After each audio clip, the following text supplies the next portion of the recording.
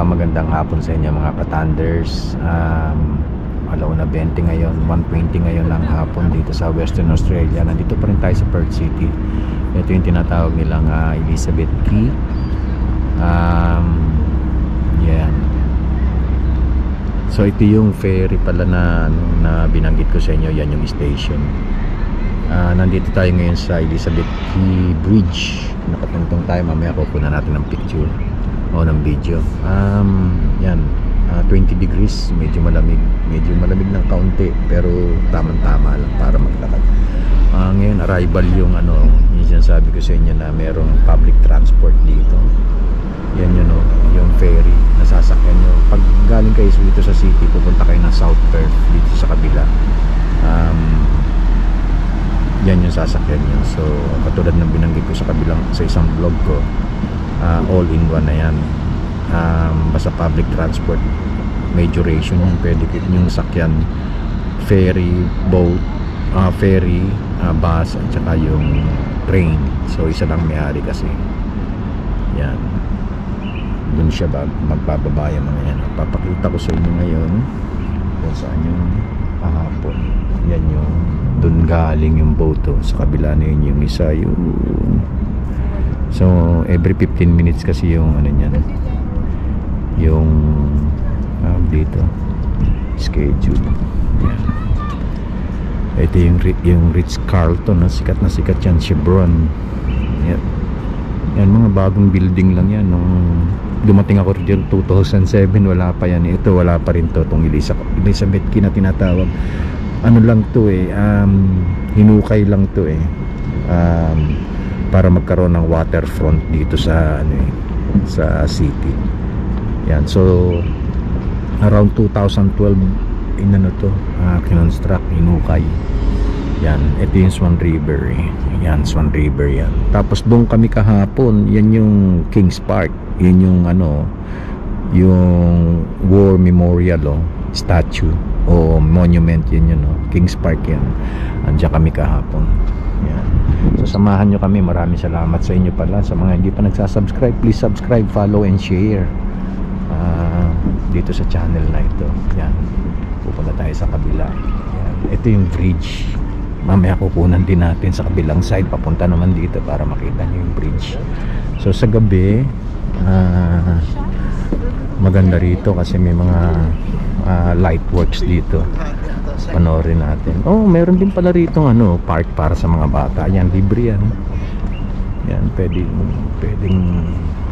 maglaro mga bata. So security wise, okay rito kasi monitored to may CCTV. So hindi pwede yung mga anti-social behavior dito. Mahuhuli ka talaga.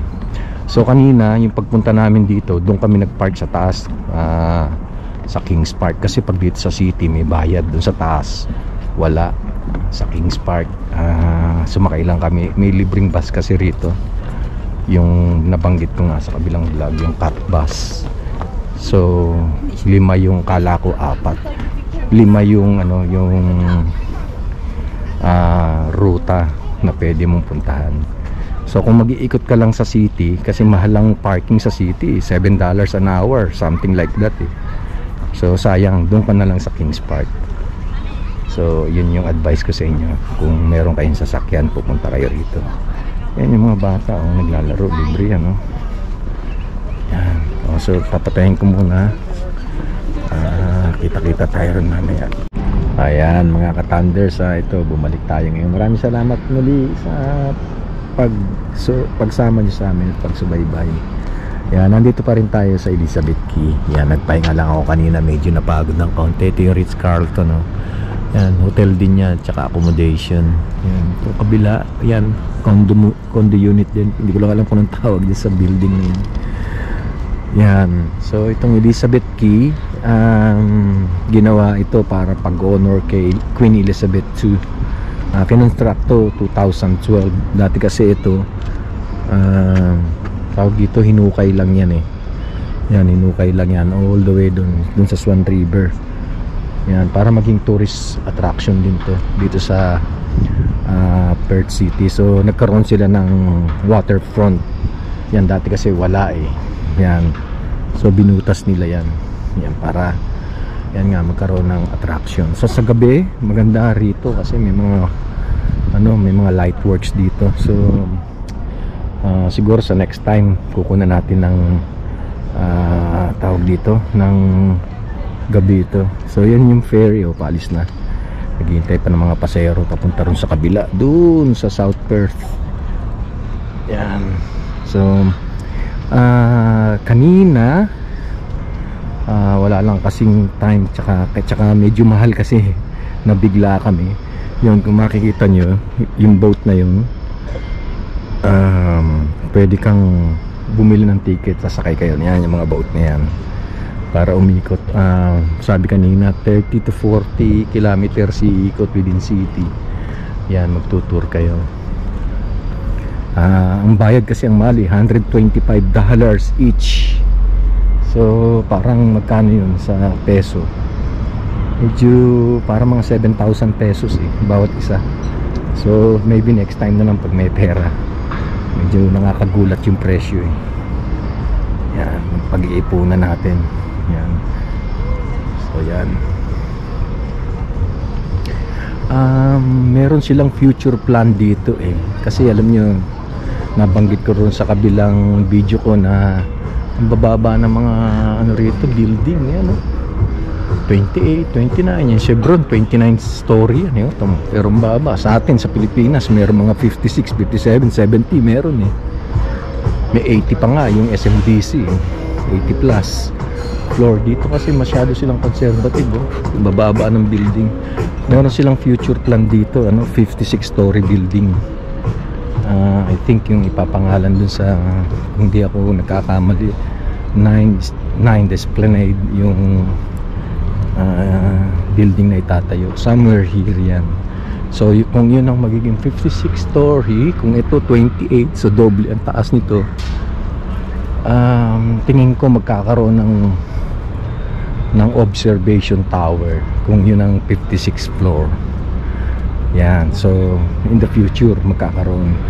So yan, excited ako kasi mahilig akong pumunta sa mga tower. Yung tumitingin doon sa taas, pababa. Yan, kikita mo yung buong city. Yan mga gusto ko Yan. So yan, maraming salamat muli sa pagsama nyo sa amin dito sa paglalakbay natin. Sana i-follow nyo ulit ako, like and share. Sa mga hindi pa nagsasubscribe, please subscribe. Yan, para marami pa tayong mga mapuntahan. Yan, na mga places, iba-ibang places. Yan. So, ito siguro yung light work sa gabi, medyo nakabang na. Yan yung icon ng Elizabeth Key. Yan. Doon kami galing kanina yung sa bridge na yun Elizabeth Key Bridge. Yan. So diyan kami galing. Maraming salamat sa inyo at sinamahan nyo kami maglakbay muli. Wag sana kayong magsawa na mag-follow kayo sa amin para maigala ko pa kayo sa iba-ibang lugar. Yan, ang ganda ng Carlton, isa sa mga expensive na na hotel dito. Around $800, $700 ata dyan per night. And so maraming salamat sa inyo. Sa mga hindi pa nag-subscribe, please subscribe and follow and share. Sa muling pagkikita natin, bye for now.